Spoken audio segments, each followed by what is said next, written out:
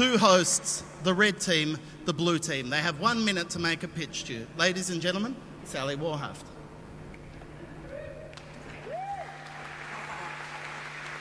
Oh, it's a cruel, cruel world, isn't it? I know how Kevin Rudd must have felt finally when he was just begging everyone, just give it to me, don't make me stand for election. I'm going to make some very quick core promises.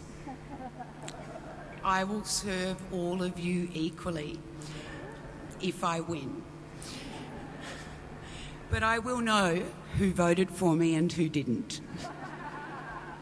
I won't start talking in a really weird way if you vote for me once I'm elected, because I just don't know why people do that.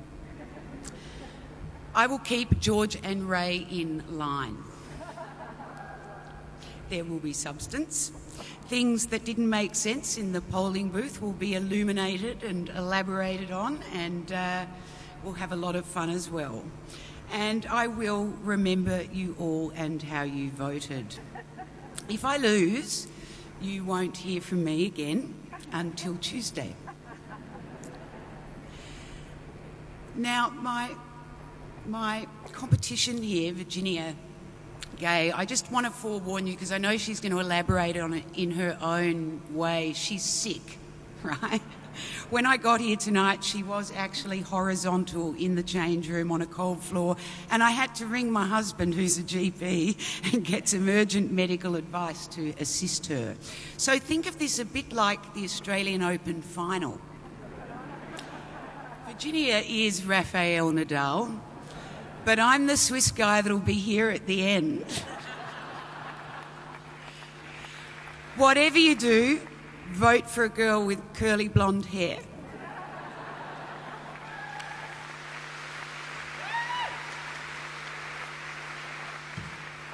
Ladies and gentlemen, your blue host, Virginia Gay. Thank you very much, Sally. Those who know me are thinking, oh, there's that girl from Channel 7. And those who don't know me are now thinking, Channel 7? Here at a Wheeler Centre event? Oh, no. Take your commercial network elsewhere, lady. I can assure you swinging voters that I'm as political and as educated and as left-leaning as you possibly can be when you're an F-list TV star. My parents were academics. I ran for student council. I'm excited by this idea. I also want you to know that I bring skills from television, skills I have learnt from television. There's a great sentence in television, which is, you can't polish a turd, but you can roll it in glitter. I strongly hope there will be no turd here today, but if there is, ladies and gentlemen, I'm prepared to roll the sequins out and to entertain you, ladies and gentlemen. I will be the spirit of mischief today. Full disclosure, I do have quite a strong case of heat stroke, and I was indeed vomiting in the bathroom when Sally earlier saw me today. So if you do vote for me, you may also see a woman faint and or vomit in front of you. So that could be a win if you are filthy sadists. It's good to know. I've also learnt from certain persuasive skills from our great TV gods. Oprah. Can we all just have a little moment, please? Let's just have a little. And Oprah has told me to tell you today that if you vote for me, you will all get a new car! And it is an election promise, so you know I'll stand by it. Thank you very much.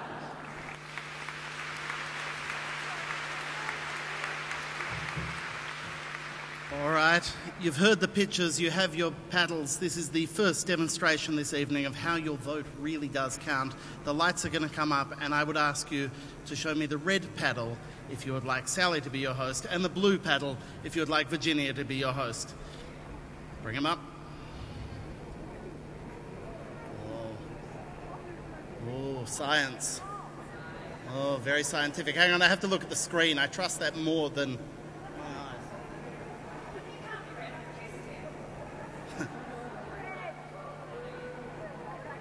All right, I'm putting my finger to my ear like I'm getting some kind of scientific answer. I've got nothing there. It's just my ear. Ladies and gentlemen, please welcome your host here for the rest of the evening, Sally Warhaft.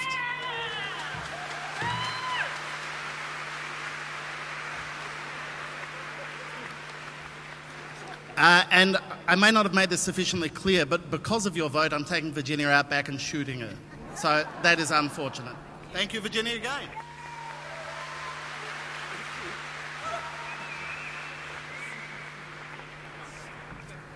Well, thank you, the 49% of you. I think if I was Virginia, I'd be asking for a recount. Look, welcome everybody, and thanks, Michael. Thanks, Virginia. It's going to be a gala election party, and I will, as I said, be the host for all of you. I think we will have some extra voting tonight as the night goes on, not just the 20 questions that you've been polled on already, but questions that you'll have an opportunity later to put to the audience yourself. But I think it's time we get this underway and welcome our very, very distinguished panel to the stage. Bernard Salt, George Negus, Ray Martin and Sophie Black. Come out as I...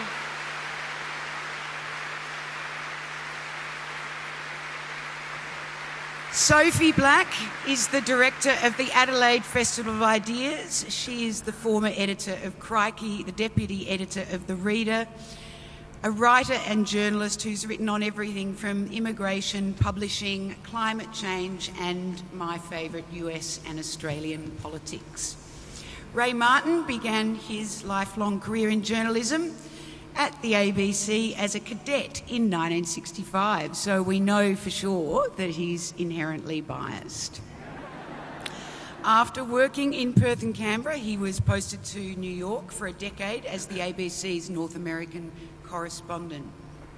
In 1978, he switched to Channel 9 to launch 60 Minutes with George Negus and Ian Leslie. He then hosted Midday for a decade and A Current Affair for almost as long. He has 5 gold Logies and more than 20 silver Logies. Ray, what does that even mean, more than 20? Is it 21?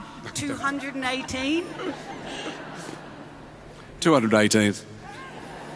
He collected an Order of Australia in 2011 for his journalism, but also his many and generous activities outside of that. George Negus. Get out here, George. He's another ABC pickup.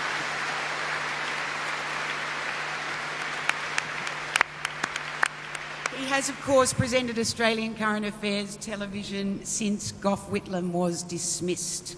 He's worked for ABC's Foreign Correspondents, Australia Talks, George Negus Tonight, Channel 9's 60 Minutes and Today Show, SBS's Dateline and 10's 6:30. His books include the recent bestsellers The World from Italy and The World from Islam and The World from Down Under. Hello, George. Bernard Salt is a columnist with The Australian. He is, of course, a demographer.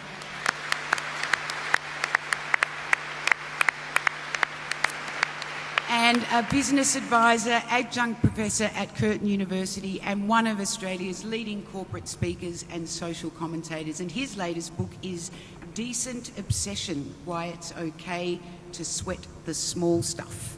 Give them another round of applause while I take my seat.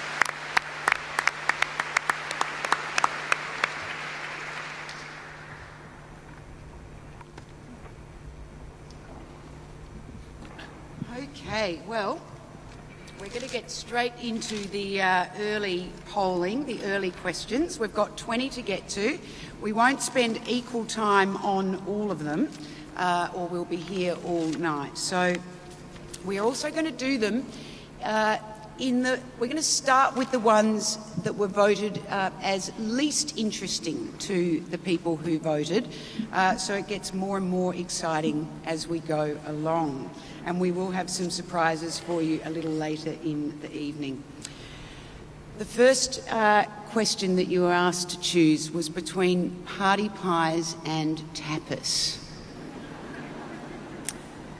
Bernard Salt, we know that 82.6% of our voters chose tapas. Well, it doesn't surprise me, given the audience. I think this is an inner city audience.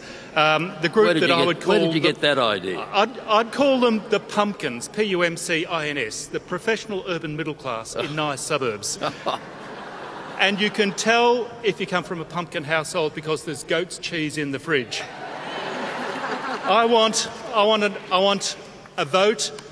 If there is goat's cheese in your fridge, put your blue up. Point proven. Blue. This is a pumpkin audience. Any sheep cheese eaters? You can leave. The other point I'd make is that 10 years ago, who had heard of tapas? The Spaniards. And yet, in Melbourne. Yes. But it's part of the shift in Melbourne. 5 years ago, who had heard of, let alone knew how to pronounce, quinoa? This is part of Melbourne's shifting.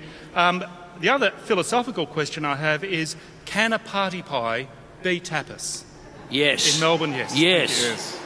A 4 and 20, no. A party pie, yes. Chairperson, can I make 2 points? One is that I think had it been pie, as George has suggested, like 4 and 20 as against party pie, it would have rated much more. I think pies are much more popular than party pies, which are a bit pussy. But I also think that this vote is like it used to be on a Monday night. It used to be Don Lane's show against Four Corners. And the number of people you would meet, like this crowd here tonight, who would say, I always watch Four Corners. I never watch Don Lane. But I just happened to see so-and-so on Don Lane the other night. And when was the last Four Corners? I can't remember. I think there are a lot of people in this crowd who've said tapas when they think that's the right thing, whereas they really are secret, hidden pie eaters. That's right. Ray, there was a time too when you'd go to dinner parties, you and I, and people would say, I have to tell you, I don't watch 60 Minutes. And then they'd tell you the last 6 stories you did were crap. Because the kids had to watch it for show and tell. And if the house was burning down at 20 to 8 on a Sunday night, they'd actually run back in and risk, if it was burning down, risk death so they could change the channel back to the ABC so that the insurance assessor didn't know they were watching 60 Minutes when their house got burned down. Interestingly enough, can we cross-tab? If we cross-tab this with football team, we get a really interesting breakdown. And I feel that I can say this as a Collingwood supporter. I'm really quite surprised by the results there. And party pies have fared pretty badly amongst Collingwood supporters. Tapas is way up there. Presumably the food is easier to digest without teeth. I don't know, and I'm saying that as a fellow Collingwood supporter. It's Smith Street. You haven't... Yeah. All right, if party pies and tapas took that long and got you all so excited, I just can't imagine. I just think if you like tapas so much, go and live in bloody Spain. Okay, nightclubs versus online dating, and a few surprises here. 64% said nightclubs, yeah, right, and 35% prefer online, but more older people online. George, surprise you? Well, I'm a bit confused about the whole thing because I thought I don't go to nightclubs regularly, but when I do, you can't see anybody. So you don't know whether the blokes don't know whether the women are ugly or beautiful. The women don't know whether the blokes are old or young.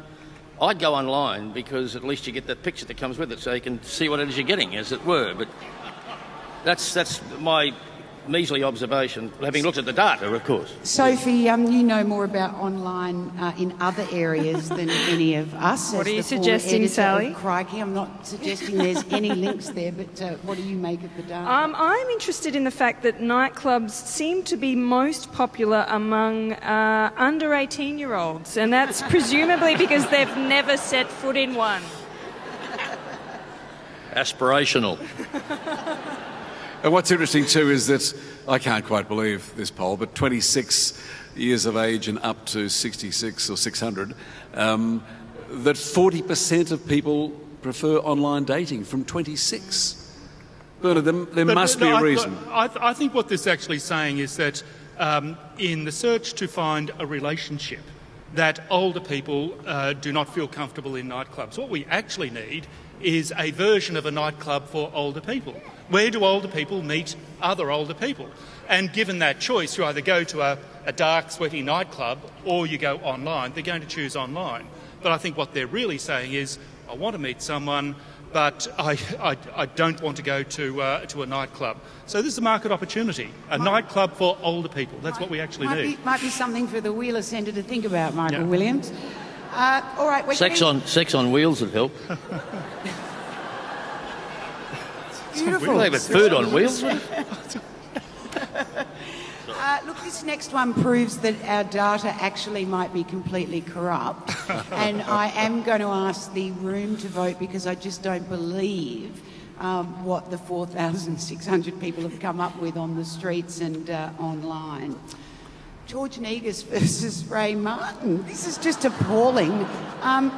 There's obviously been a terrible mistake because 85.6% of people picked George.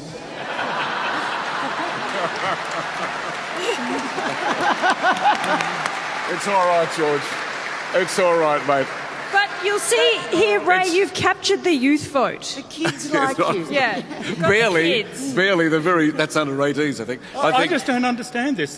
How many carols by candlelight did you do down in Melbourne? Wasn't that Silver Logie popular voting? It's a tough crowd, I tell you.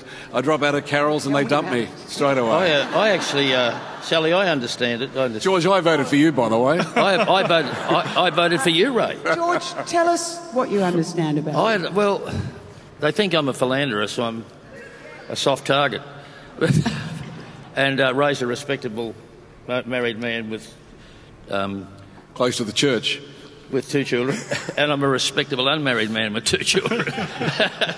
I don't know.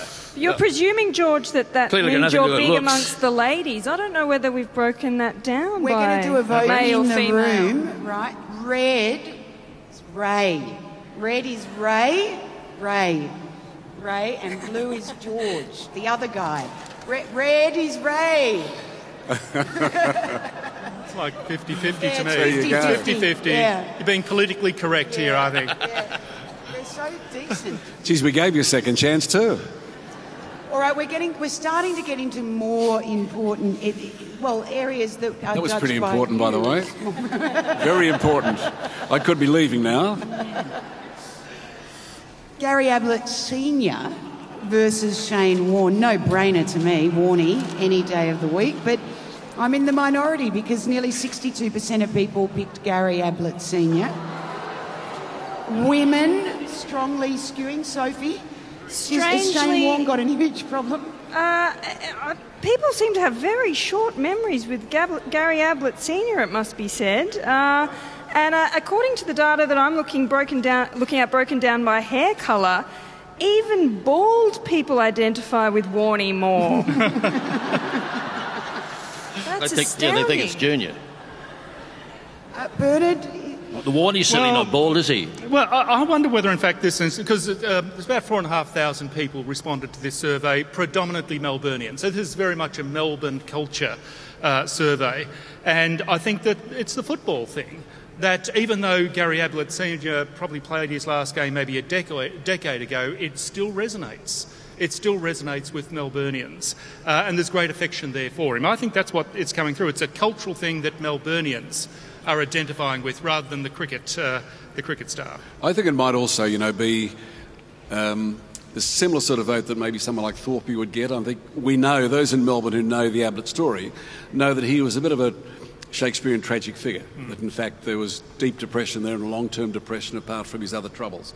And I think that there is a sympathy there. Warney has been a troublemaker, but he keeps succeeding, and he's still unquestionably the best spin bowler the world's ever seen. And he's still out there. Whereas I think Gary's disappeared, and I think there's a sympathy vote for Gary, as there should be, because he was a glorious football player, but he was very much a character with flaws. Yeah, a round of applause for that very sincere and interesting response. You're a soccer fan, aren't you? You think about sport, Ray Martin, don't you? I like sport, but I follow Aussie rules closely, and I certainly think he's... Who's your team? I guess it's St Now Kilda. you can lose the other 20 friends you just made. Yeah, no, I know. I went to high school in Tasmania, and all the St Kilda players, like Baldock, etc., came from Tassie. So I had a sympathy for St Kilda from those days. But I just think that Ablett, anyone who scores over 1,000 goals, kicks over 1,000 goals, and is as great as he was, deserves the sort of adulation he got, especially from Geelong here, as you see. It's interesting. But I think he was an exceptional character. It's interesting too. They're two incredibly great sportsmen, probably the best at both their games, at both what they did.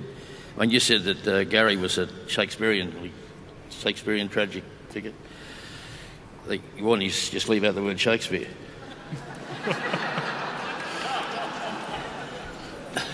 Actually, while I can do this, I've always been told that the Wheeler crowd hates sport.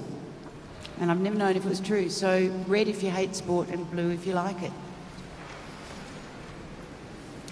Yeah, good on you. Go the blue team. Yeah, interesting. Right. North versus South is our next decision, and 60-40. I actually see something quite interesting in the age split on this. I don't know whether you can get that up, and it shows that you might start off south of the river as a kid under the age of 18. But then there is the cool factor, that the lure of the goat's cheese curtain, the cafes, the bars, the restaurants of Carlton, of Fitzroy, of Smith Street, lure you across the city. 26 through to 35, then you have kids, and then you go back south of the river again. It's like salmon migrating across Melbourne. So it's the lure of the bright lights and the safety of suburbia. That's what I see in this. I think it's a misnomer. What river? What river? Is there a river? I was a Brisbane boy who lives in Sydney. What river? The river. No, it's a fair question, George. It's as if you need to chart a raft to get across the river here in Melbourne. The divide between north and south, it's deeply, deeply racist at times here in Melbourne. And I believe that north and south should be able to get along. I believe that I believe that the two can coexist, but I think I'm in the minority, Sally. What would you say? I don't agree with you. But I keep hearing that north is the new south. Yeah. And in fact, if you're a wog these days, you've got to go east. It's also in international political terms, Ray, which you and I have dabbled in. North and south meant poor, rich and poor. Yeah. Does it mean that here? Almost the opposite. It means something different in Korea too, doesn't it? Left and right, I suppose almost. it just depends who you are. Exactly. It's that high stakes at times, though, Sally. It is. But what would people from Richmond regard themselves at? Are you the neutral zone? Which are you, south or north? North. Really? Literally north. Okay. Cheese versus chocolate.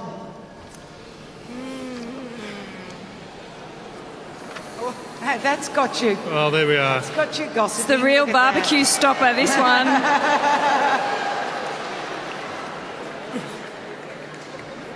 Sweet tooth, Sophie. Oh, look, I'd go with cheese every time. Me too. Yeah, And I'm yet with the most majority. Of the women say chocolate. Yeah. Bernard, Well, you're cheese, the cheese guy. Cheese is an acquired taste, and the greatest proportion of cheese eaters are aged 65 and over. So cheese lures you across the line. As you age, you mature. No, it's not. That's not the reason at all. The reason that you mature and go to cheese is because you realise that mythology about chocolate being an aphrodisiac. It wears off at 25, according to this. MCG versus the National Gallery of Victoria. This surprised me too. This 25% for the MCG after what you just showed me before. No, again, you see, I think this is like the tapas. I think people who really want to go and see the football or go and see the cricket have pretended that they go to the gallery.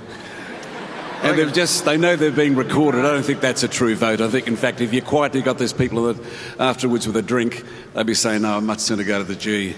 Well, interestingly, when you break this down by football team, you find that people without any allegiance to any football team, so the non-sport playing Wheeler Centre market, if you like, entirely NGV.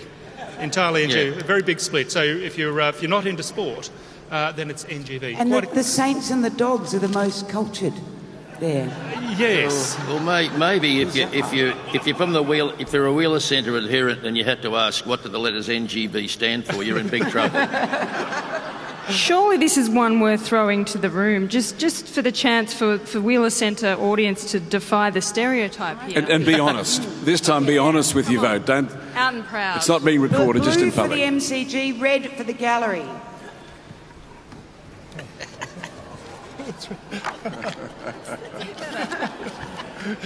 Yeah, no, they're sticking to their guns, aren't they, Sophie? They're pretty stubborn.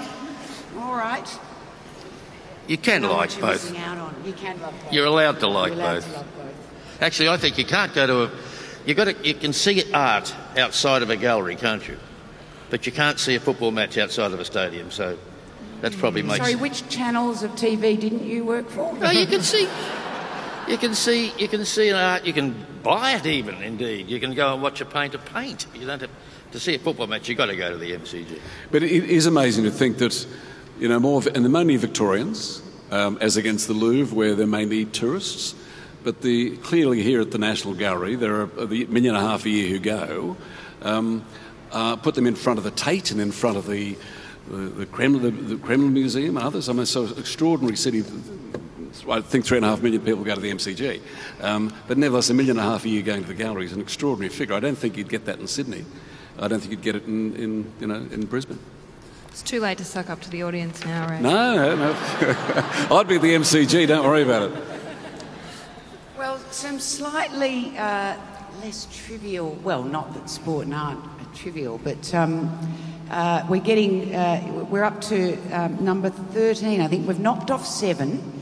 So this was the 13th most important of the issues.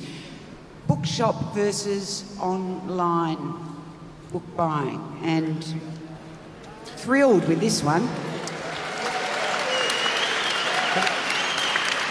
I thought this was significant because of the 4,500 people that filled in this survey, over 4,000 did so online. So they are happy to contribute online, but it's part of this culture. The cafes, the bars, the restaurants, the bookshops, it's all part of that inner city culture that we're now seeing coming out of Melbourne. But then I think there's something to Ray's theory that this vote was taken in the privacy of your own home or a voting booth, because I think you'd really get down to the truth if you check people's credit card statements. You say you buy at the bookshop, but when it comes to the prices at the book depository... You can be a book lover. I'm not sure I believe them all. Can you be a book lover and computer smart? Can you? It raised the question of whether people are totally honest when they fill out. I think that's your point, Sophie. Yeah. Is this what I would like to project myself to be? Or is this actually a reflection of my behaviour? And I wonder what the figure would be on fiction and non-fiction. In fact, whether people buy their novels online and buy their photographic books or buy their other, non-fiction books in the bookstore. Good point. While we're on the topic of sort of transitions from, traditional ways of doing things to more modern, tell us, Ray, quickly about you've hosted, as have you, George, many election nights. We're having a bit of an election party here in a more old-fashioned kind of a tally room. But they got rid of it. And, what do you think of, the idea that we're probably going to be able to vote online before too long? Well, as a journalist, George and I, we were yapping tonight. We did our first one together in 1980 down in Canberra, and they're great for political nuts. They're great nights. I mean, I couldn't believe you'd get several thousand people, George, wouldn't you, who'd come down in Canberra with the tally room there. They're hysterical. Just political nuts, and they'd stand there and look at the board, even though they could get much more information from our computers and so on. Yeah, look at we've lost Corangamite. That's right. So I think that's sport of politics, but the same as, our candidates coming out and speaking in public and having party pies thrown at them. That's gone, and that's a great pity. I think, you know, we do it all online like this, and that's so I think it'll be sad now without having the tally rooms. And no Anthony Green. Pardon? No Anthony Green. That's right. Oh, How did we ever get an election result without Anthony? Yeah. We had some people at the back adding things up, you know. What does he do between elections? What What do we does do? Anthony Green do between elections? It's a very good question. Actually, no, he does the lot. He does the state elections. He does all Oh, right. I was saying earlier, I just should tell everyone here tonight that the first one we did in 1980, we had the panel, we had Hawkey, and I think we had Don Shipp and a few other characters like that on there. And down the end of it was Alan Reid, who used to write for the Bulletin, of course, and was one of the doyens of probably the doyen of camp at the time. And he was there with a dark suit on and a dark tie and a white shirt with a screwed up collar, and he had a pair of field glasses like he was at Flemington. And he had a black Bakelite phone down there, and he was looking at the tally board. We had the computers, which could tell you much more, but he was the tally board ringing Kerry Packer and telling Kerry exactly how the seats were going. Men versus women. Well, it's not really versus, is it? But you had a choice, and 77.3 of you chose women. Bernard, explain this. Well, it's interesting because the sample size was 50-50, but what this is saying is that women were more inclined to identify with women. And so are men. No. It was saying that men are much more generous. No. We are much more generous to our women. I think if women get the chance to vote for women, they're going to take it. It doesn't come up very often. May well be. I think women are saying, I like that woman, I want to form a relationship with that woman. So I think there's women see the scope for a relationship. That's the way I would see this, with men and women. Whereas men are more balanced. Absolutely. Balanced. Absolutely. Evenly split between male and female. Women are more inclined to say, well, it was 90-10, the split. So 90% of women said they identify with or would like to form a relationship with that woman. It's not necessarily a sexual relationship, it's a human relationship. That's what this is saying. I think it's just was pro or anti, as man or woman, and I think, you know, we need all the help we can get, so we're going to vote with women every time. You know, I think I might have been the first public Australian to describe himself as a male feminist. And the reaction was very strange. Darren Hinch wanted to know what that meant. I was a closet lesbian. And Mike Walsh wanted to know whether it meant I wore frocks on the weekend. Actually, I prefer women to men, and I just had the most recent experience when I cuddled Ray. I don't like getting a shaving rash when I kiss somebody. But I think that what's seriously interesting in this, unless people have misread the poll, is that it's 50-50 blokes favouring women, as George just said. I've got 3 older sisters too, so I also voted for women in this one. But women aren't even close. It's 90-10 women saying women. Whatever that says about Australia in 2014, I don't know. But I'm just surprised. I thought women would have liked us a bit more. Can we just go back to the images that we saw when we were asked to vote as well? I think there's something in that as well. So the image that came up against female as opposed to male. I don't remember what it was. It was just like the suffragettes. It was a symbol, wasn't it? Oh, it was the toilet door. It wasn't actually a photograph. It was like a toilet door. Bernard, help us with what the hell has hair colour got to do with it? Or whether you've got hair or not? Well, we can find out. I mean, what did bald people... Are bald people sexy? Bald people go for men or women? Bald people can find out. were equal men and women. Yeah. Black-haired people preferred women to men. I'm not sure where this is going. Sometimes cross-tabulations take... Maybe we should just regard it as utterly irrelevant. I'm going to just go with Sophie, I think, because I don't know... Sometimes you just push the button, don't you? You don't know why. You're not sitting there analysing it before you push it. Can we take a vote? I think Can we take a vote in the room? Yeah, I think it's worth doing Just that. But in the the room now. interpretation of the question is very revealing too, from each person. So here. red for women and blue for Yes, but men. what do we say? We prefer... Which sex we prefer? Is that the question? Yes, regardless of your sex, who do you prefer in company? But how do we know that that's the question? As human beings. That's how I've Body interpreted company. the question. But as human beings. Who is it? Who's the better? No, not better, just who do you prefer? Okay. Whose company do you prefer? For whatever purpose?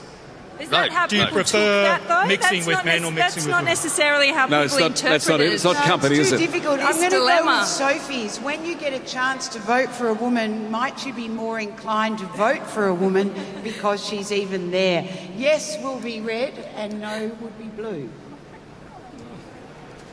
But, Well, but only women would answer that.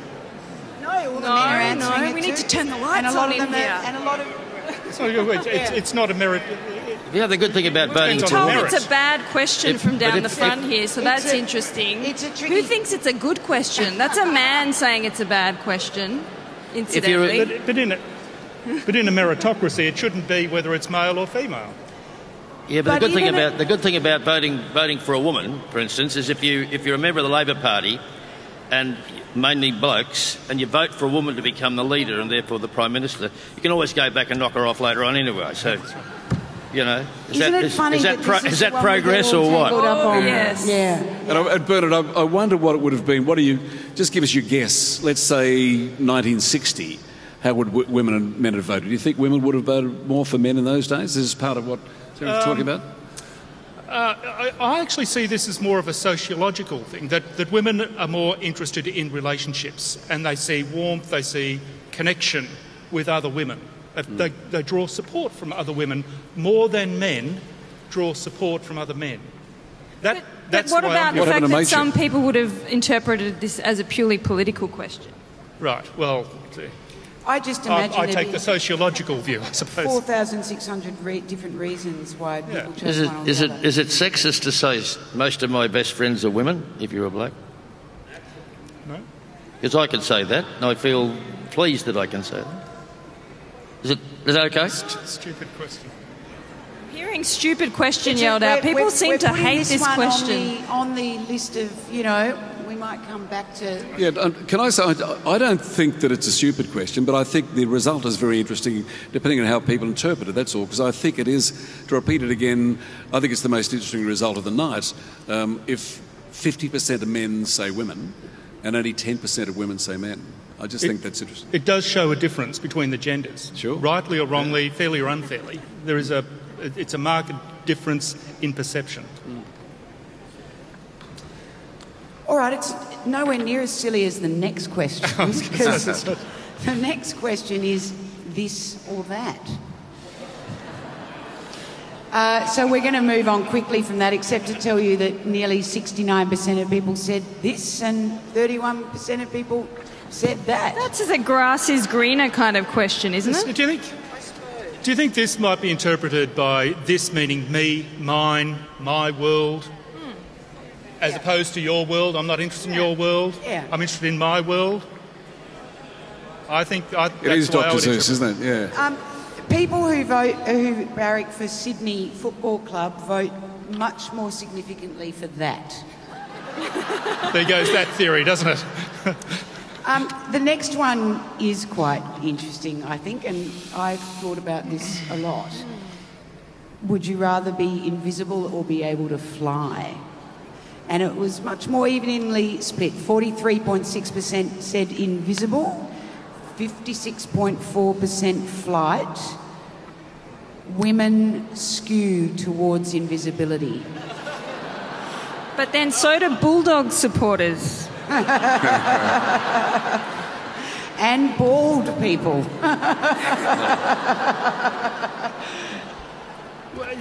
Again, is this I want to be invisible or I feel I am invisible? Because when you cut I this think by it's I age... want to be. Do you want to be It's a invisible? superpower Well, again, this is a question. subjective point about it. If you look at the age profile of this, you see that young people are more likely to feel invisible and old people are more likely to, I think, feel invisible. So is it what I want or how I feel in relation to the rest of the world? I think you might be being too touchy-feely on this, Bernard. I think it's more That's as where I your specialise. classic superpower question. Would you rather be able to fly or have a Harry Potter invisibility cloak? I don't know, is that... Carlton football supporters want to be able to fly. Ray, just out of interest, what did you pick out of those two? I wanted more information. I wanted to know the conditions. If I'm going to fly, how fast am I flying? And can I be shot down?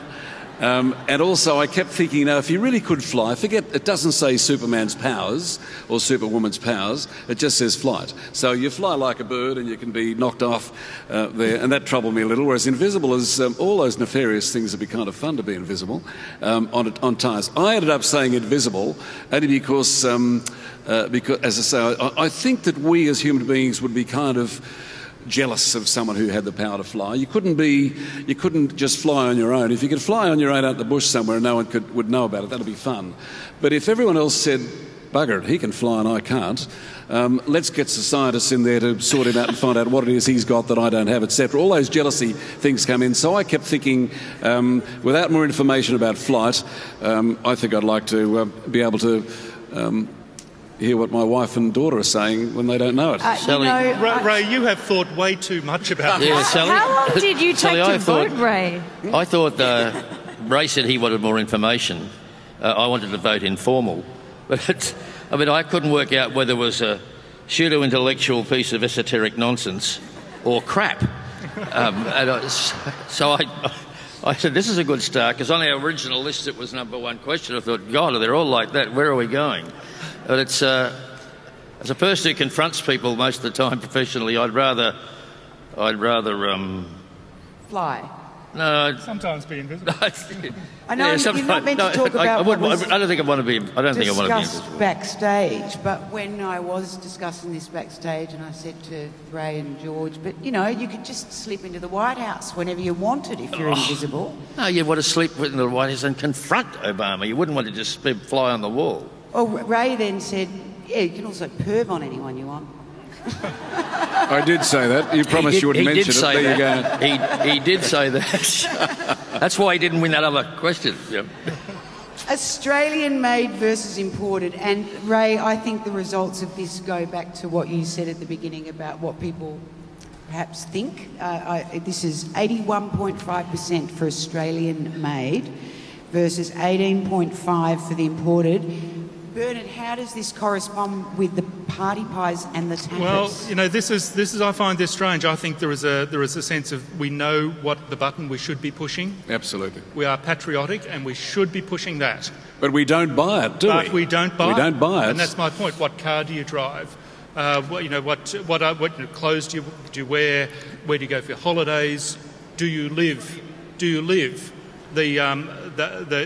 narrative that is behind that. Yeah. So we know what we should be doing, but I don't think we actually always follow through. And do we buy the Italian tomatoes or the stuff from SPC? Well, clearly we don't. I think Bernard, why did you ask the organisers why colour of hair's got nothing to do with this? The colour of hair? Yeah, because on our there, look, there's nothing about colour of hair or age. We haven't cross-tabbed this with anything. I just think this is just a straight out. I think this is. So you're un-Australian if you don't say Australian made. Yeah, I think so. I think we are patriotic. I would be Generally, to know we know we should be patriotic. How many people drive an Australian-made car? Yeah, good question. Very good. Can we do that? Blue for yes and red for no. There you are. Mostly red. Yeah, mostly red. Mostly red. And how many of those Australian cars are Tiranas from 1975?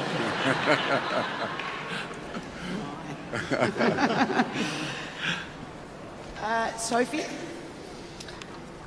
We can put in requests, can't we, George, to our number crunchers behind the scenes. So maybe we should get them to drill into this a little more. No, I think that's good. Australian-made. I really don't care what colour their hair is. Through their paces. On most of these questions. Privacy versus security. Another surprising one. 81.6% of people chose privacy. Okay. And it was the older and younger demographics who chose security. George, does this surprise you? No, not really. I wondered whether privacy you can sort of you can work out what your form of privacy is going to be, and it doesn't really cost you anything. But these days, security costs a lot of money. We just had to put security cameras and God knows what into our house so we get an insurance policy. Security's become an industry. You know, when the September the 11th happened, George Bush said the world will never be the same again. What he really meant was that the world's security industry will never be the same again. Try to get through an airport and see how you go with that one. So I think security's become an industry. Privacy is still a private thing, and I think that's why I voted privacy. Security, oh yeah, if you got to have it, but the world's not perfect. But privacy's pretty important. It's an essential aspect of our individual being, I would have thought. I think there is an age shift in this as well, that when you are feeling vulnerable, and I think young people feel vulnerable, and I think old people feel vulnerable, and they are therefore concerned about security. The people that are least worried about security are the people in their economic prime. They have the means to protect themselves, maybe with home security or whatever it is. But it's young and old people. I think it's a reflection of vulnerability. It is an interesting, if you look at the under-18s and their stance, equally to look at security, but to look at how they value privacy. I think from an online perspective, given that is the online generation, that's a very interesting statement on where they place their values. And that privacy is perhaps, you know, it's not something that they value very highly. Maybe because at 18 you haven't accumulated assets. At 35 to 46 you have a family, and privacy. You've got something to protect. Well, could the younger people mistake security for lack of safety? Yeah. I mean, there's a lot of talk about how unsafe this country is at the moment, one way or another. Maybe that could be one of those, this is what people should think. It's a reflection of vulnerability.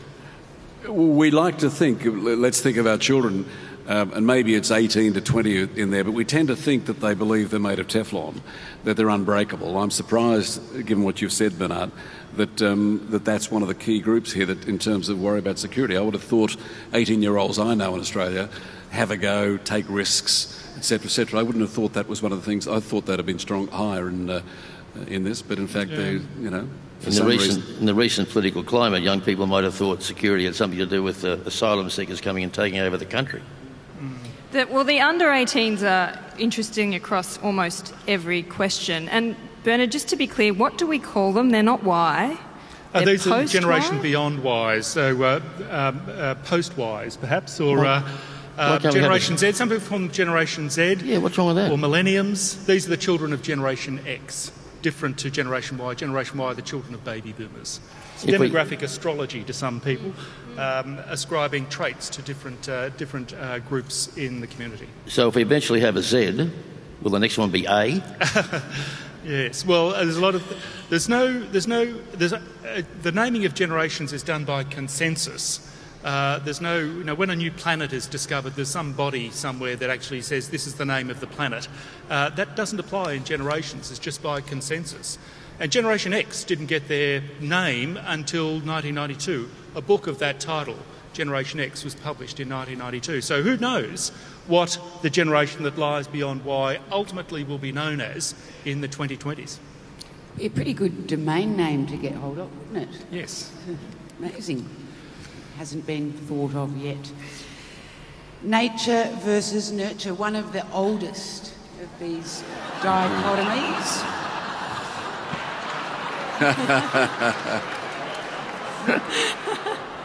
Oh, charming, isn't it? And look, almost. Who's the bloke on the right? Close to 60% of people freakishly voted for nurture. But this is actually it's a very, very old debate, isn't it? Is it biology? Is it how you're brought up? Well, Ray?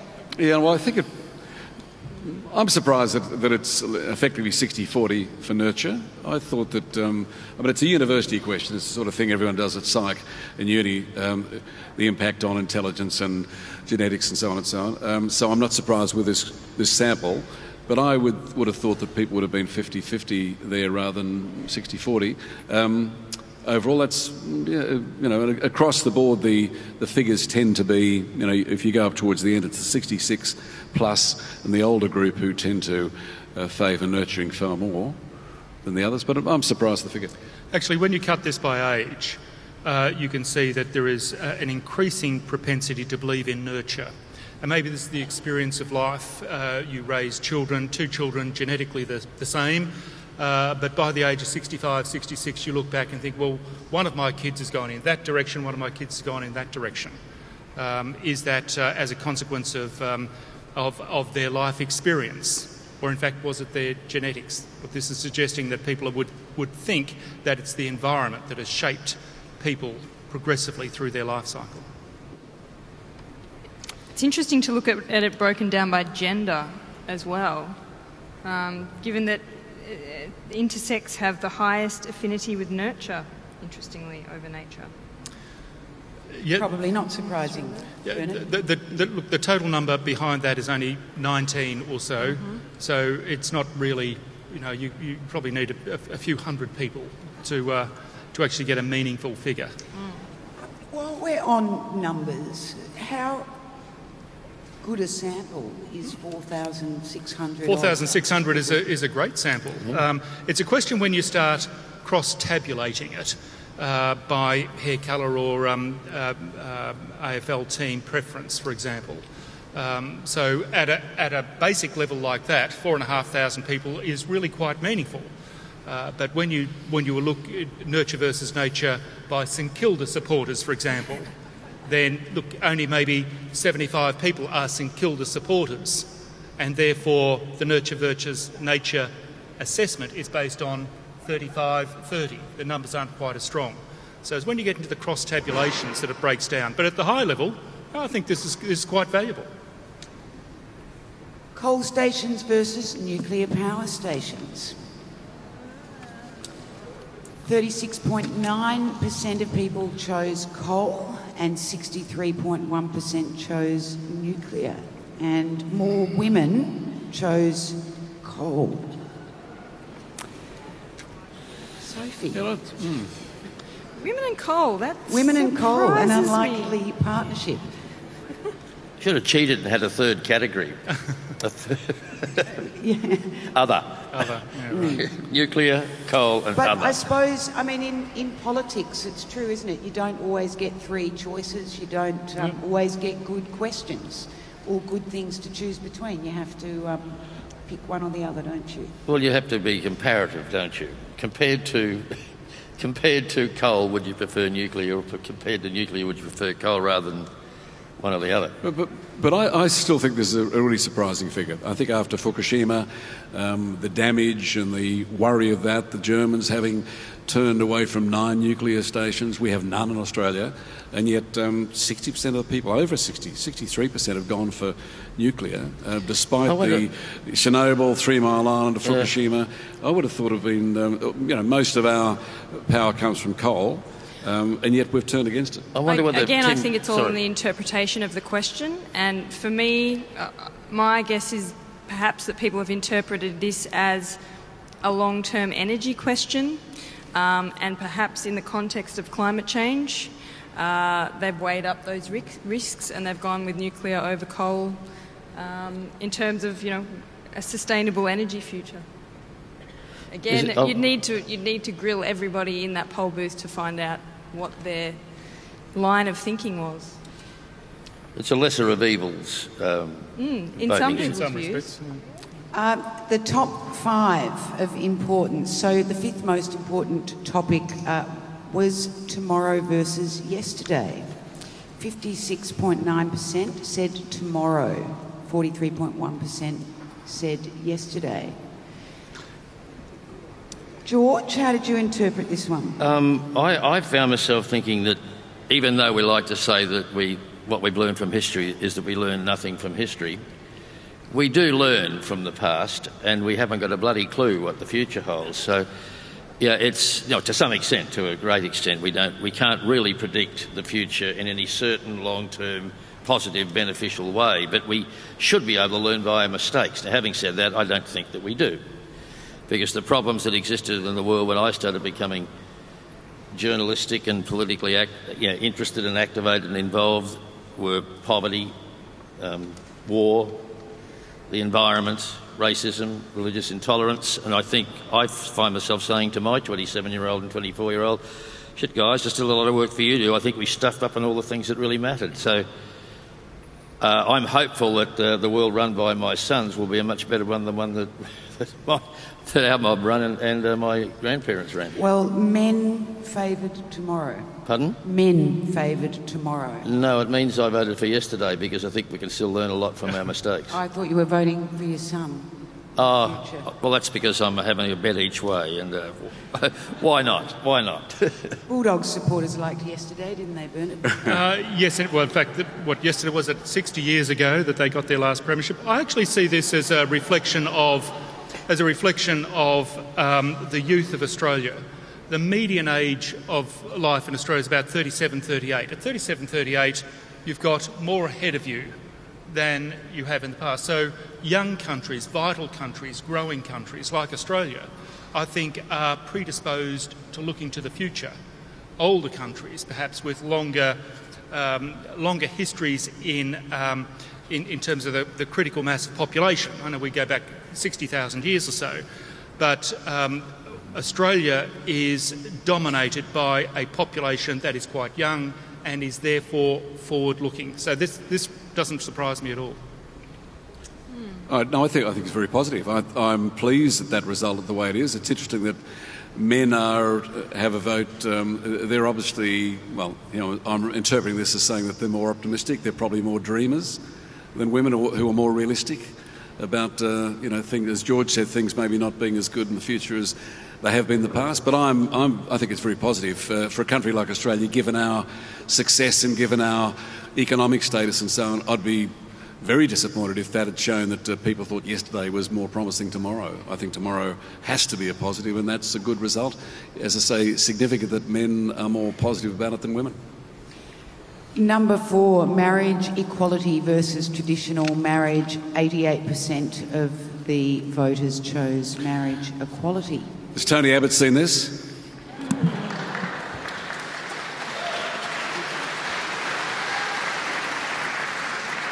Bernard, are they the same people that are eating tapas?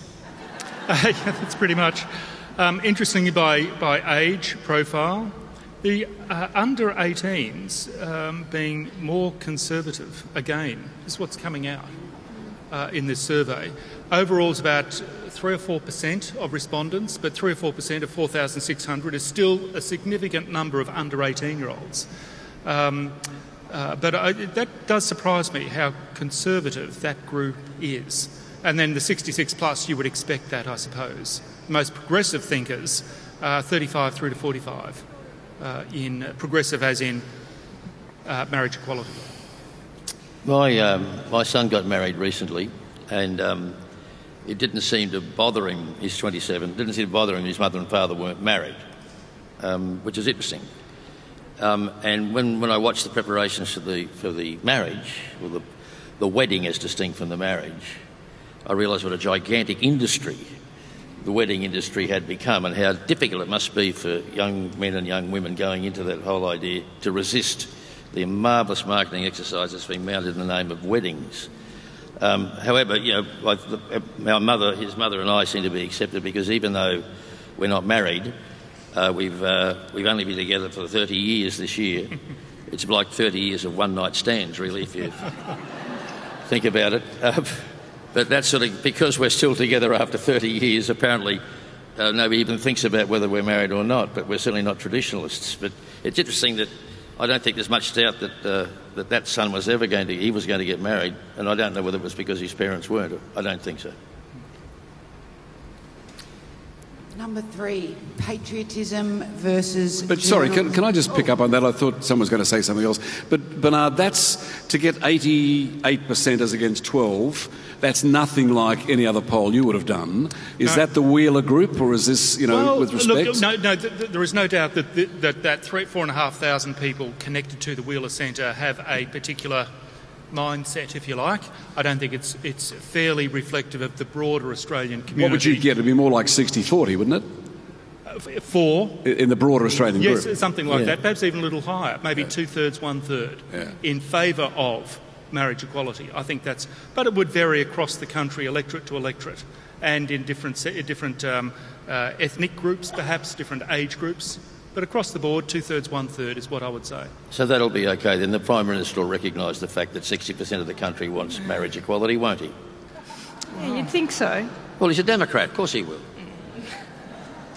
Didn't work for Julia Gillard. I reckon I know what he'd say about this audience, though, and wouldn't be very much, I suspect. 88% of tapas eaters. Patriotism versus journalism.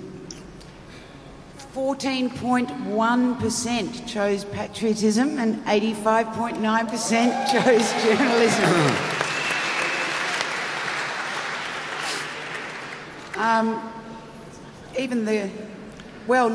In fact, the Geelong football team favour patriotism. But then look at the under-18s. It's almost like not a parochialism, but there is a strong feeling in Geelong of Geelong versus Melbourne. So you are very patriotic to the team, very patriotic to Geelong, and very conscious of the encroachment of Melbourne. So that doesn't surprise me at all, that you get that surge in patriotism in Geelong. Maybe of iconic companies shutting down every which way you look. Interesting. Right, Sophie? Just looking at that under-18 vote again. Wow, this is an interesting group of kids. So they're the most patriotic. For now. For now. What does that say? What it says is that the under-18 demographic connected to the Wheeler Centre are actually quite conservative. The Wheeler Centre is going to go through a revolution over the next 10 years or so.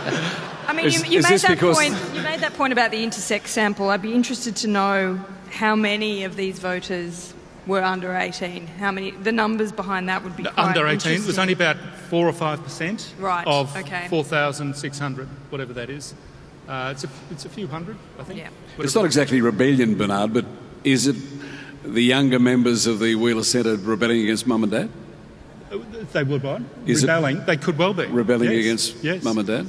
Mum and Dad are sort of inner city lefties, therefore their kids automatically push in the opposite direction. Again, they've grown up in an era, in a period where they became, thoughtful, to 18 or so, where a lot of this stuff has been talked about. Patriotism, border protection, whatever form it takes.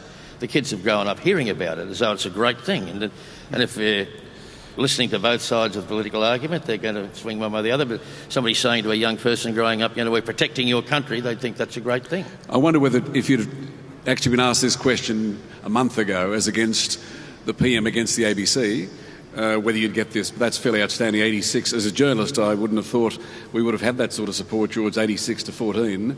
But I think probably, again, with the Wheeler group, that it's probably a reaction to Tony Abbott's comments about you could have fighting for the right side. You could have changed it, Sally, from journalism versus patriotism to ABC versus commercial media. You would have got the same discussion.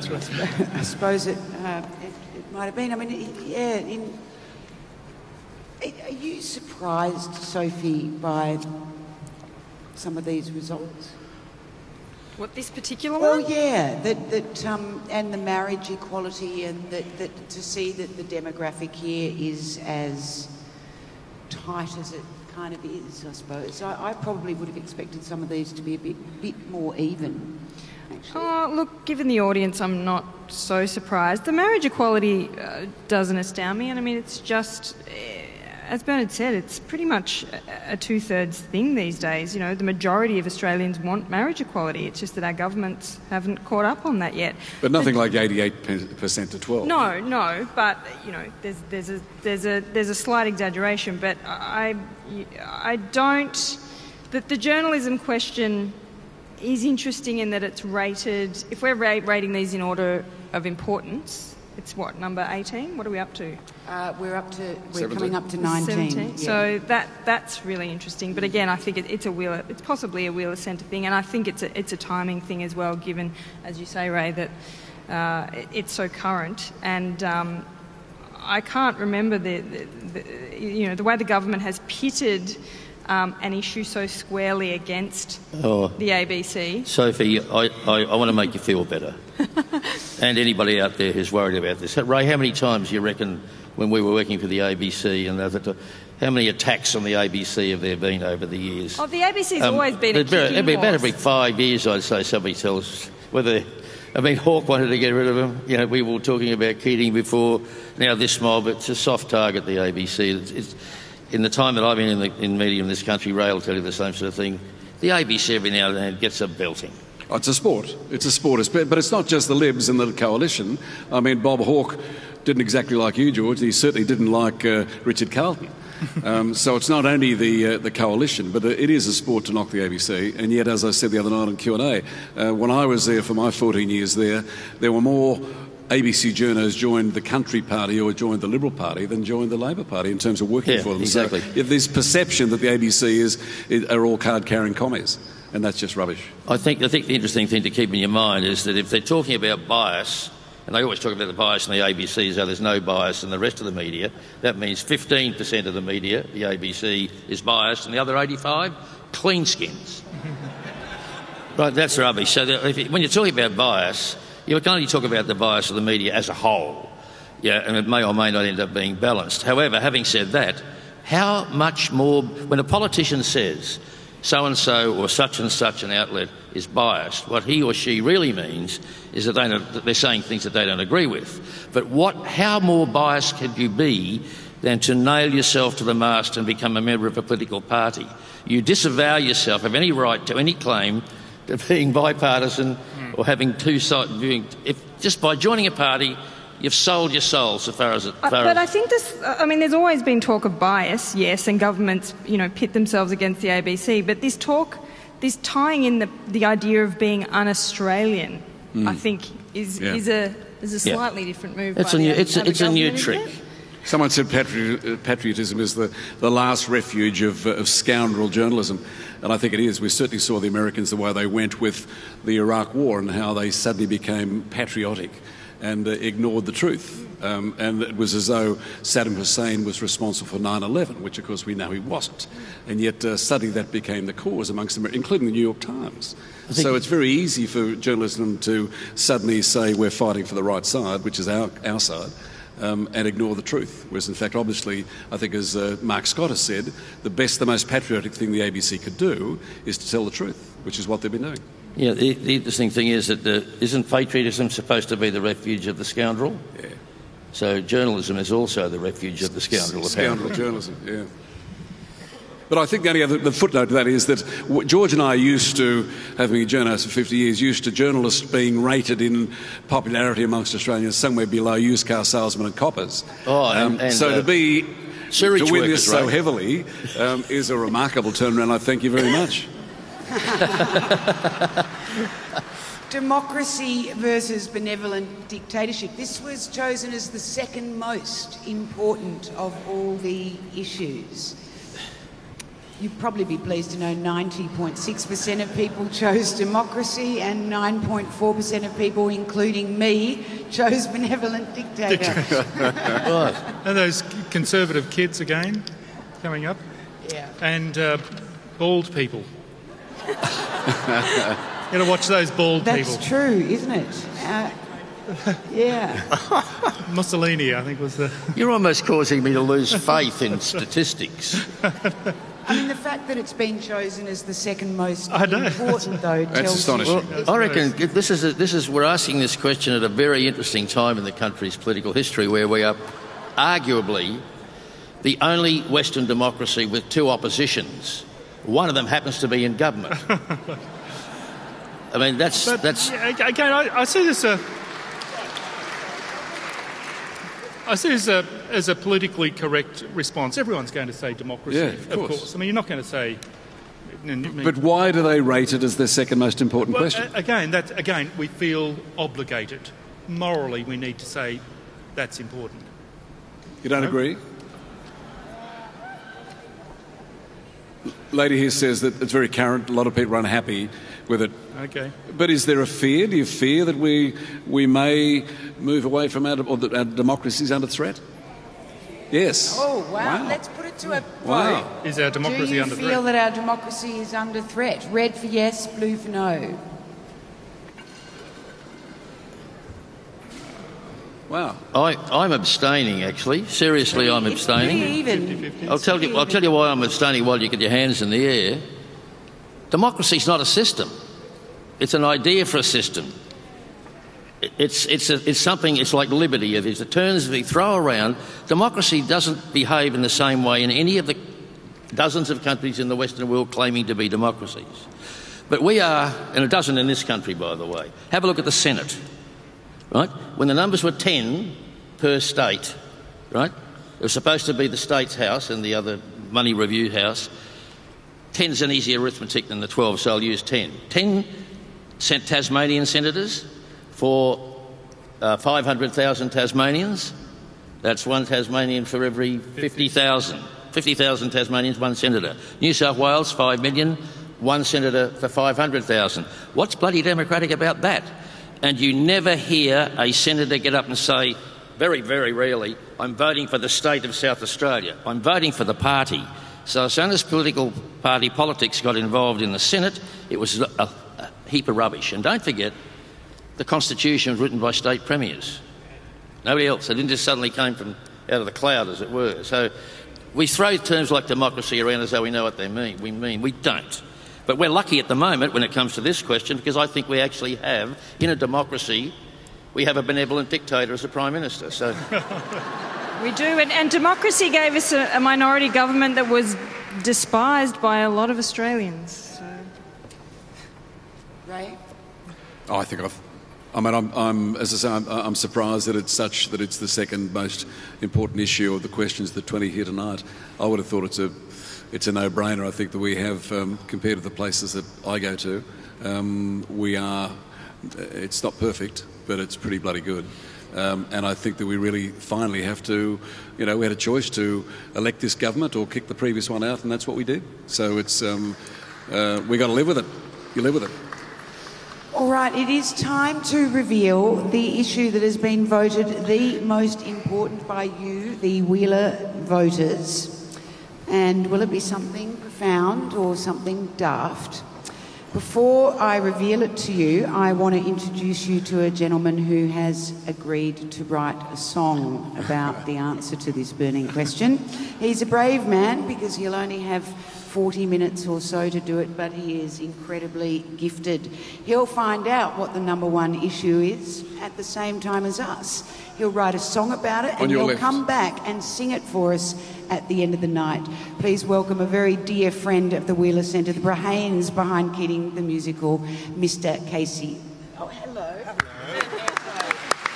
Mr. Casey Veneto.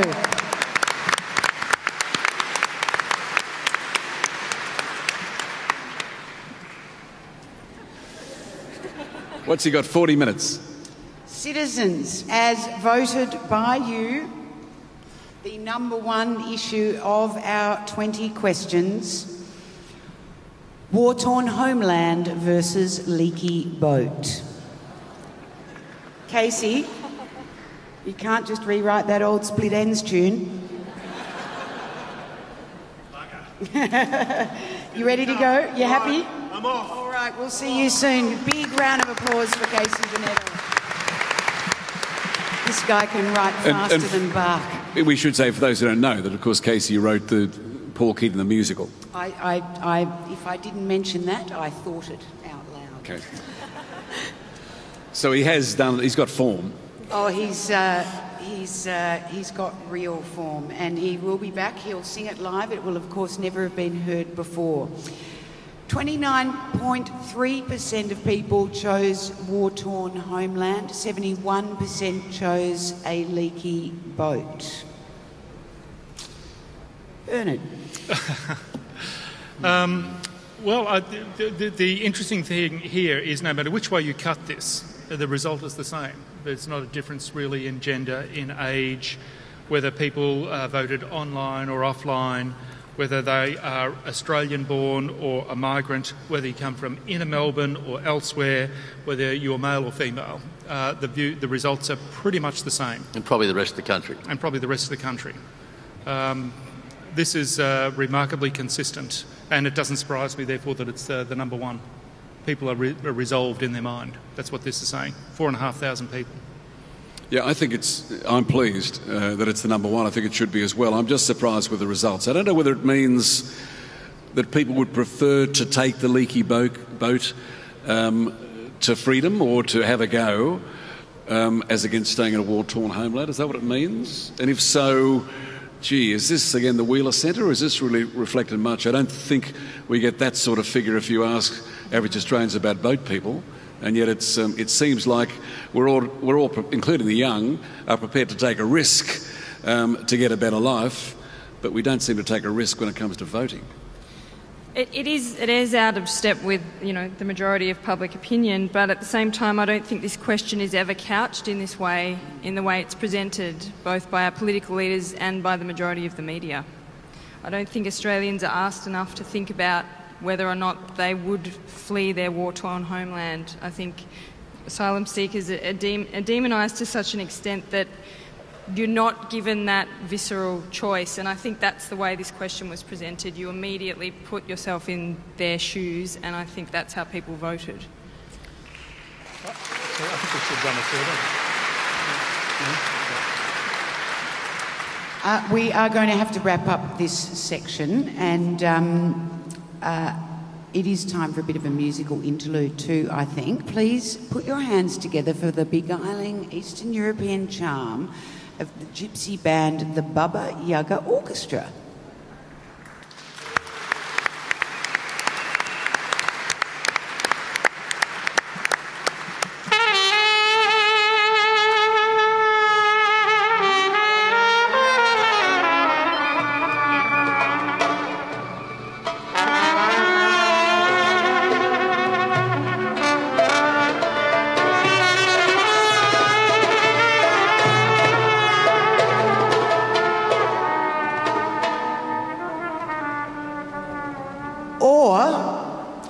The heavy metal stylings of Denim Bullet.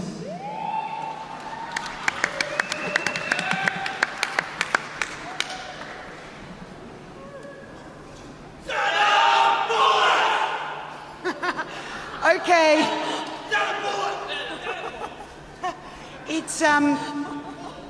It's red for the Baba Yaga Orchestra and it's blue for Denim Bullet. Please raise your paddles. Oh, it is really, really, really close. I think the Baba Yaga Orchestra have pipped it by just a tiny bit, but Denim Bullets, we like your style. Thank you. Give a big round of applause to the Denim Bullets.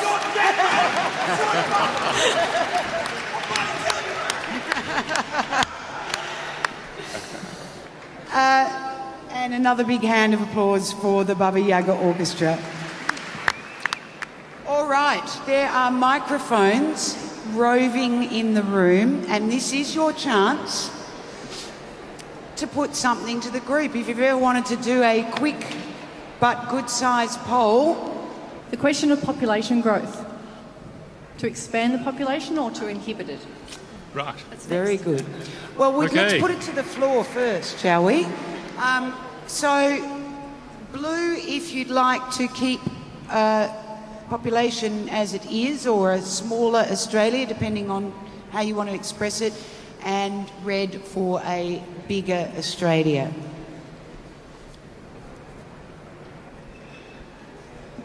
All right, that's interesting, isn't it? That's quite, that's not really reflective of the national average, Bernard, would you say? It was mostly red. Well, there's Australia's 23 million people at the moment. The big Australia scenario has Australia going to 36 or 38 million by the middle of the century. My argument is that as the baby boomers retire, we will need the skills and the tax base to underpin that. I think the real issues are in managing that growth. Growth can be too much and too fast. It needs to be moderated, but it needs to be planned. And we're fortunate in living in a city like Melbourne that has very good strategic planning. Sydney is, in contrast, I wrote in The Australian last week, has less rigorous planning, in my view. So it's about how we manage it, I think. I don't think it's realistic to expect the Australian population to remain static as it currently is. George?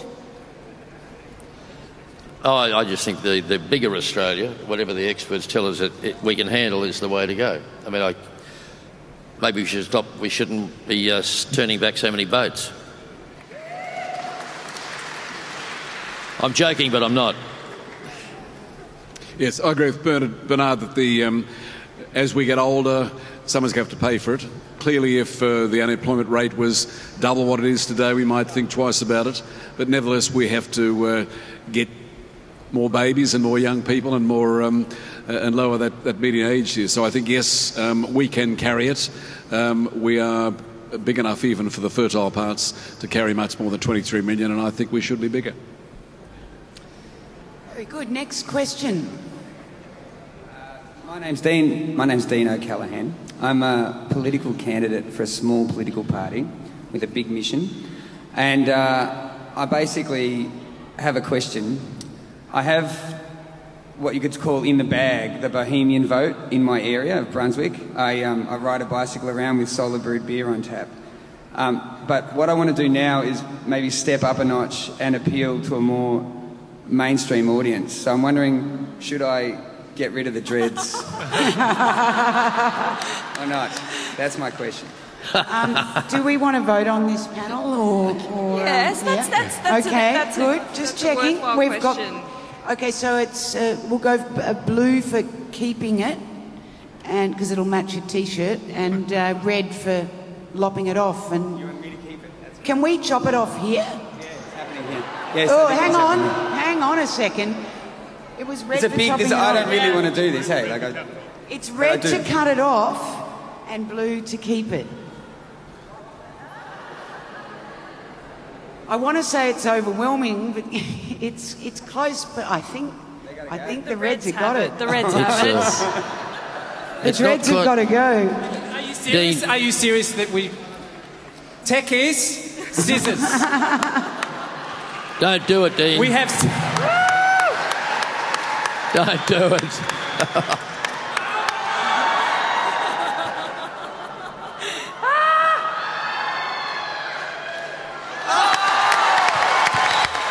Democracy in action. That is a beautiful.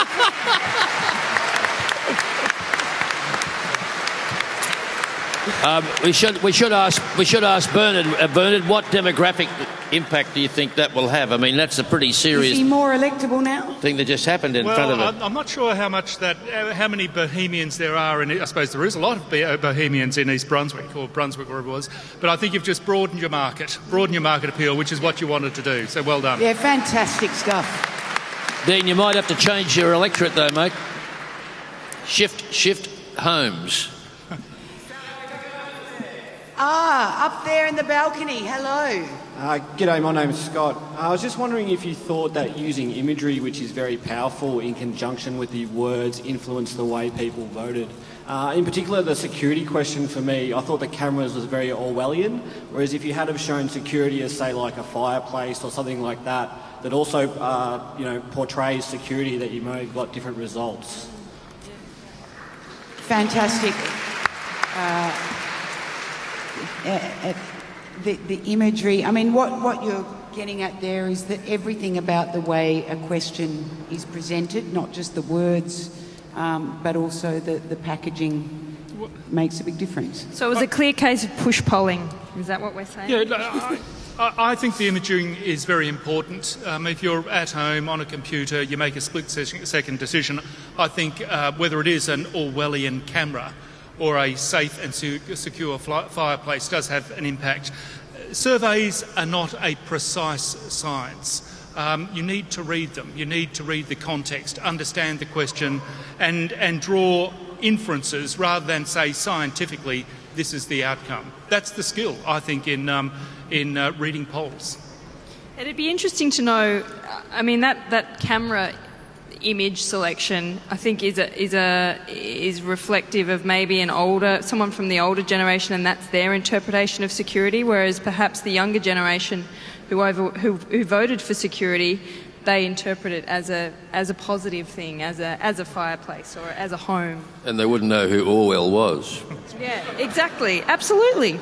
And I wonder, in fact, taking it further, if you'd have put not just a hearth and a comfortable fireplace, but if you'd put the buildings coming down to 9/11 as security, whether that would have been any different. And similarly, instead of just a leaky boat, if you'd had children in the water and women in the water, etc., whether that might have been different in terms of people taking the risk.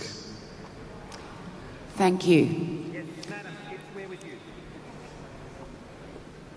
I'd be interested to know how this audience voted on religion versus spirituality. Good question. Traditional religion versus spirituality. Well, let's make traditional religion blue and spirituality red. Spirituality is red, is it? Oh, we're a spiritual little mob here, aren't we? Maybe we should all say Om. That's a room full of pagans. Very interesting. What about... Sorry, the people who had the other one up. Now you're going to say, Bernard, it depends what we mean by spirituality. Spirituality, what about belief versus science? Rational thought versus faith? Creationism. Would be another split. I'd like you to please put your hands together to welcome to the stage one of Australia's most distinguished actresses, Catherine McClements. And Catherine's going to deliver a short monologue that speaks to some of the issues and ideas that we've been talking about tonight.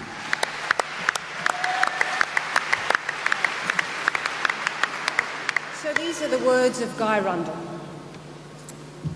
Ladies and gentlemen, elites and patriots, thank you for all coming here tonight to a gala event that is firmly on Australia's side. Tonight we have gripped the hot exhaust pipe of controversy under the direction of the Navy of Good Sense. The Wheeler Centre here has asked you to make little choices about big ideas and big choices about little ones, because they want to know what you really think. And we need this. We need this because we are living in a very strange time.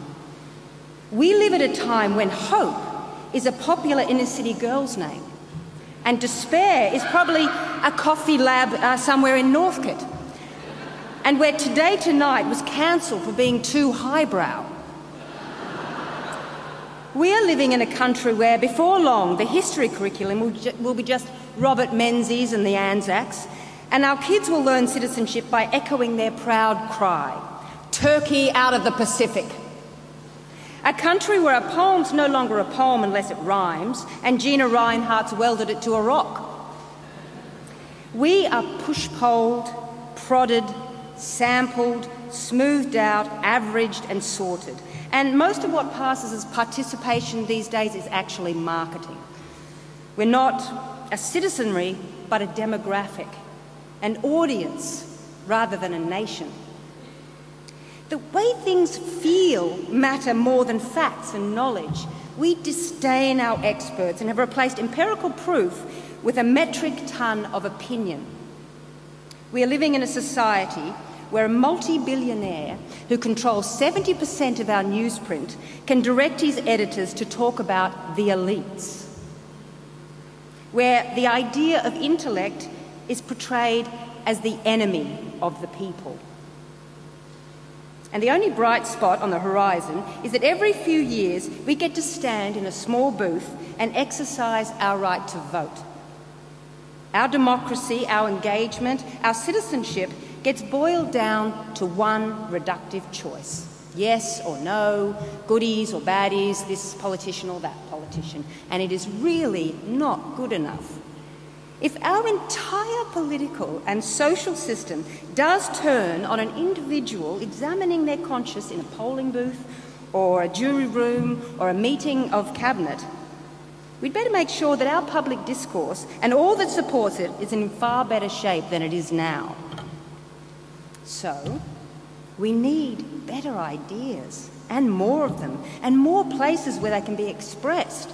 We need to remind ourselves that eventually good ideas will always drive out bad, that there is an appetite for better thinking, and that it knows no barrier of class, gender, race, or any other sort of distinction. That is what we are all here for. That is why we come back. That is what we do, and we should be proud that we do it, and not be cowed. It is time for us to stand up and say, I am not a number. I am not a number. Say it loud, say it proud, say it into your iPhone 5S. See? Ask questions. Don't stop at 20, and don't stop when you get an answer. Ask why, ask how, and ask, can I see the data that led you to reach that conclusion? And ask, what the fuck?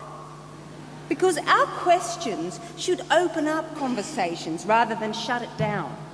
The way we participate in this thing we call a society should be about multiple, complicated answers and endless, troubling and persistent questions.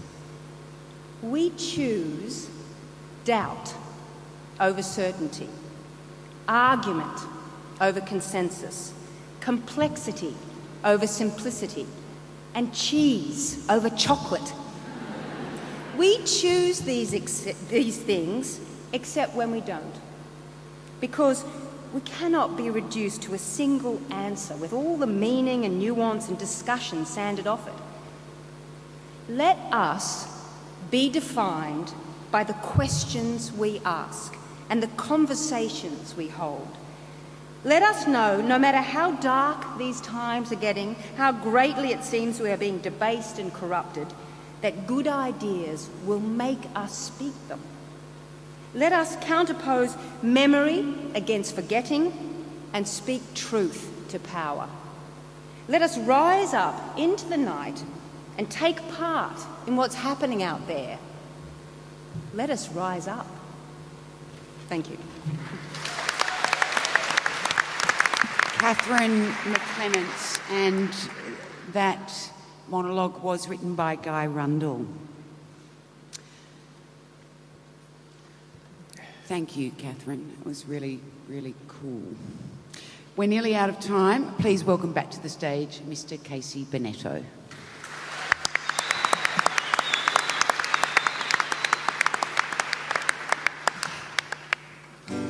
Nothing like writing to a deadline.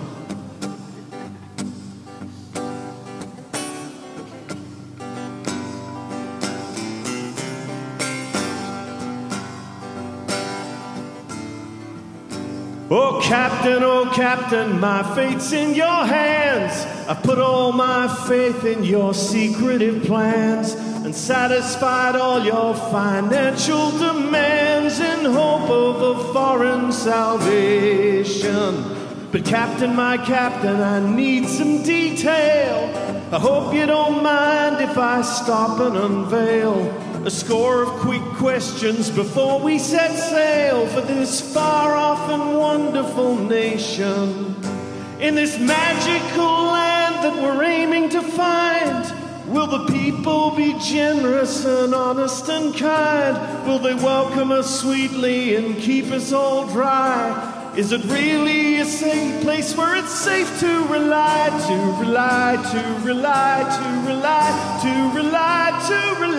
on the kindness of strangers?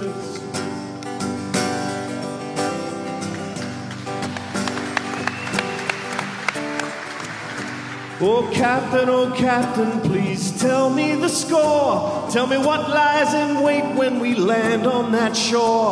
Are there mountains of tapas and goat's cheese in store to reward the audacious and daring? Or is there a nation so rich and secure that they're happy to punish the desperate and poor, just to send a stern message to multitudes more that they're not that enthused about sharing? Well, it sounds so absurd that I just can't believe that a nation of people have that up their sleeve, that a people so high on from their own sweet supply would be eager to teach others not to rely, to rely, to rely, to rely, to rely, to rely on the kindness of strangers. To rely, to rely, to rely, to rely, to rely on the kindness of strangers.